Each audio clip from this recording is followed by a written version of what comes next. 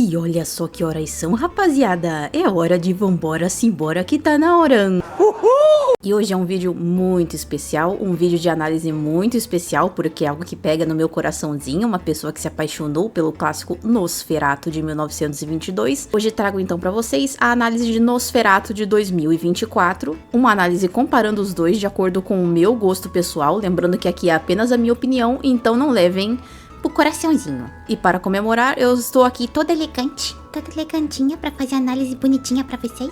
Então, sem mais delongas, solta a vinheta! Bem, vamos começar com algumas informações básicas, não é? Nosferatu de 2024, dirigido por Robert Eggers, nosso querido Roberto dos Ovinhos. É uma releitura de Nosferatu de 1922, do expressionismo alemão, dirigido pelo Murnau. Já era conhecido porque Robert Eggers tinha um grande interesse em fazer um remake de Nosferatu desde o início de sua carreira, e finalmente ele conseguiu, mas como eu já esperava, e também acho que muitos esperavam, não seria um simples remake, mas ele também faria algumas releituras e outras readaptações expandindo o universo de Nosferatu. Dito isso, e já me adiantando, ele faz uma readaptação meio ambiciosa, até demais. Eu diria que ele estava realmente animado para fazer essa readaptação, mas algumas coisas podem acabar gerando uma certa controvérsia, pode ser uma adaptação meio discutível. Vai depender muito do ponto de vista de você enxergar como um filme independente ou você enxergar como uma readaptação do grande clássico que foi o Nosferatu de 1922. Com referências clássicas a Drácula, tanto Robert Eggers quanto o filme original de Murnau fazem referência nos créditos à obra de Drácula. Porque, para quem não sabe, Nosferatu foi uma adaptação não autorizada de Drácula e que acabou gerando muitos processos na Alemanha para poder destruir todas as cópias do clássico, que felizmente algumas cópias acabaram sobrevivendo, sendo descobertas depois e restauradas para serem exibidas novamente ao público. E como uma grande fã do clássico e confiando no trabalho de nosso Roberto Ovinhos, eu estava com muita expectativa e muito ansiosa para esse remake de 2024. Tanto que eu até acabei comprando o livro Nosferatu, Uma Sinfonia das Sombras, de Kevin Jackson, lançados pela Dark Side, para me aprofundar melhor na produção do antigo clássico, já que eu estava tão interessada. E também acompanhei muitos detalhes da produção de Nosferatu de 2024. E vamos ser sinceros aqui, Drácula e o conceito de vampiros é uma coisa que já foi revisada inúmeras vezes no cinema, e mesmo para um remake, muitas pessoas provavelmente teriam dúvidas sobre o que poderia ser feito para poder fazer uma releitura de um ser tão clássico quanto o vampiro, ainda mais um inspirado em Drácula. E eu diria que de certa forma ele conseguiu, ele trouxe algumas coisas novas, ao mesmo tempo que algumas coisas bem antigas, como o vampiro clássico da Idade Média, que muitas vezes eram vistos mais como monstros repulsivos e nojentos do que um galanzinho clássico emo que fica nos cantinhos não podendo amar e sofrendo com algum tipo de maldição.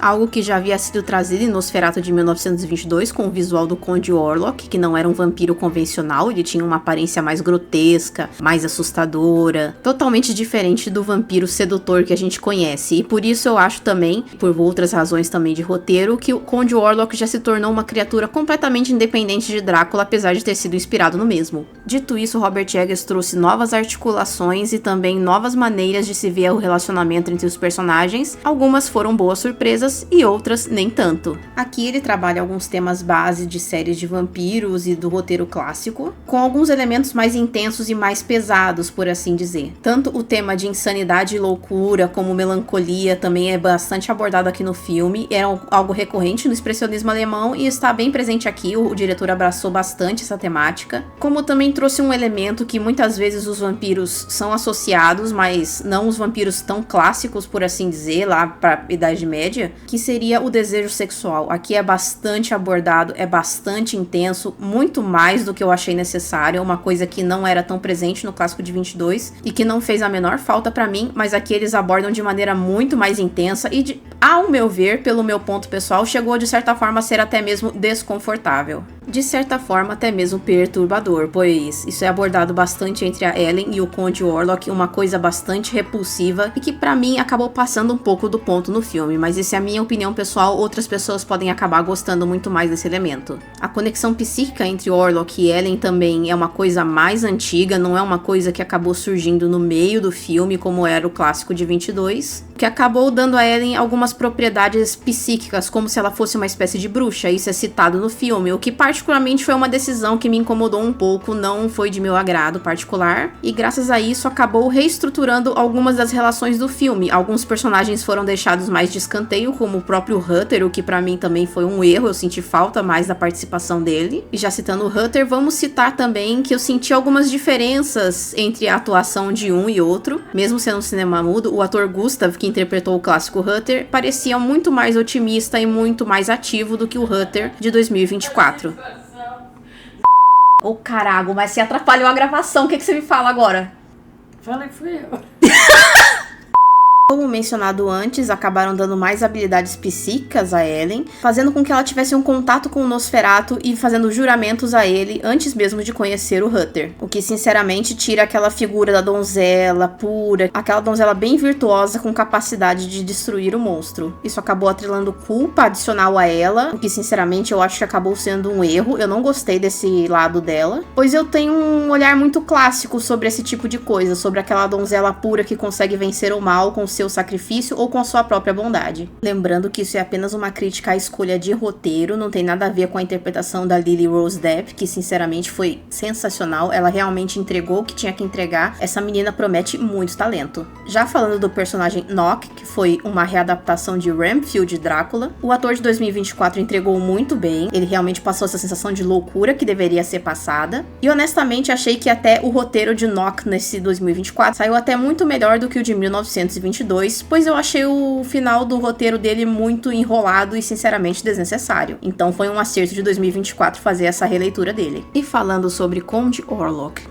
Conde Orlok, realmente aquele que dá nome ao filme e que é de grande importância para o roteiro. O que poderia dizer sobre a interpretação de Bill Skarsgård? Nos termos interpretativos, ele realmente tem uma imponência muito grande. Você mal o reconhece como Conde Orlok, poderia ter sido qualquer ator fazendo ali que você não ia reconhecer de qualquer forma. O trabalho de voz e de interpretação corporal dele é muito bom. Eu realmente lhe dou os parabéns. Eu acho que ele realmente fez jus ao Conde Orlok de 1922. E um detalhe que eu amei do fundo do coração, além dessa interpretação de voz, foi o fato de terem dado língua antiga ao Conde Orlok, para que ele falasse no idioma original, e para quem não conhece, é a língua Dacia. Ela já é uma língua extinta, mas é uma língua que tem alguns registros o suficiente para ser reproduzida hoje em dia. Falando sobre a caracterização física, nós temos algo que me agradou bastante, que seria as roupas. As roupas são bem diferentes do clássico, que eram roupas mais lisas, eram roupas mais apertadas e justas. Creio que seria um grande agregamento à figura do Conde Orlok. Temos também características em seu corpo como se realmente fosse um cadáver em decomposição, o que é uma adição assustadora e bem interessante. Mas aí, chegamos no ponto em que me distraiu o filme inteiro e eu não consegui parar de olhar para aquilo. O que é isso? Que é isso, hein? É a vassoura de varrer calçada da minha avó, velho. Diga onde você vai, que eu vou varrendo. Que baita bigodezinho desnecessário, maninho. E olha que eu sinceramente vi pessoas elogiando o bigode, mas não dá, velho. Parece a vassoura de varrer calçada da minha avó. Não adianta, gente, não adianta. O visual de Nosferatu é extremamente clássico. Ele foi utilizado como inspiração para muitas outras obras ao longo de muitos anos. É algo extremamente marcante. Não dá pra aturar aquele bigodinho. Sinceramente, não dá. Dito isso, Mark Shrek, Conde Orlok, você é o melhor de todos. O de 1922 é melhor, meu querido. Não tenho o que dizer. Sinceramente, tá no meu coração. Não tem quem supere, Mark Shrek. Meus parabéns. Você fez história. Já no lado mais comportamental, o Orlok de 2024 é muito mais destrutivo. Dá pra ver que ele é muito mais intenso. Ele é muito mais focado no desejo. Ele realmente tem essa voracidade muito forte. Diferente do Conde Orlok de 1922, que eu acho que é um pouco mais brando. Mas ainda assim é uma grande representação de destruição, de pragas, é o que ele traz. Ele realmente é um personagem icônico demais. Dito isso, sobre o terror do filme, ele é um terror muito mais opressivo, muito mais atmosférico do que um terror de jumpscare, o que sinceramente é um ponto positivo na minha opinião. Eu acho que foi uma escolha muito sábia do diretor. Então, o Nosferatu de 2024, ele não é só um remake, ele é mais uma releitura e toma decisões que podem ter tantos pontos positivos quanto pontos negativos. Acho que isso vai depender muito da opinião pessoal e análise de cada um pro filme. O e eu nem cheguei a citar sobre o personagem do William Dafoe, que sinceramente seria a sua versão de Van Helsing em Nosferatu. O personagem dele sinceramente não tem muito o que fazer. Eu senti que ele, estando ou não estando, não faria a menor falta, mas claro que o William Dafoe, quando entra em cena, ele entretém e chama muita atenção. Ele realmente tem uma presença muito boa. Eu acho que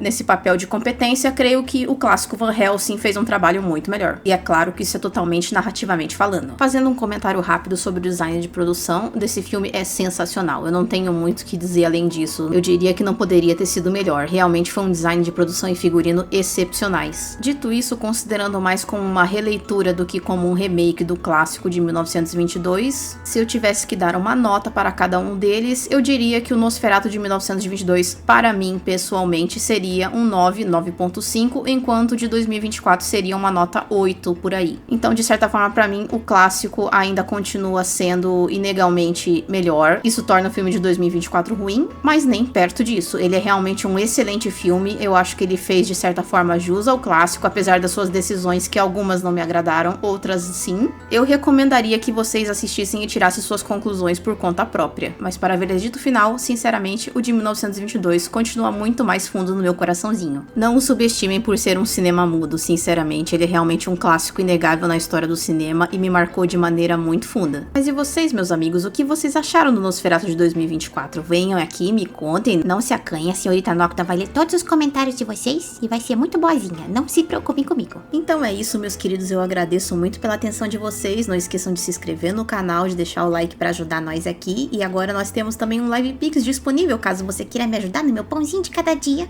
Mais uma vez agradecendo a presença de vocês. Fiquem com Deus e fui!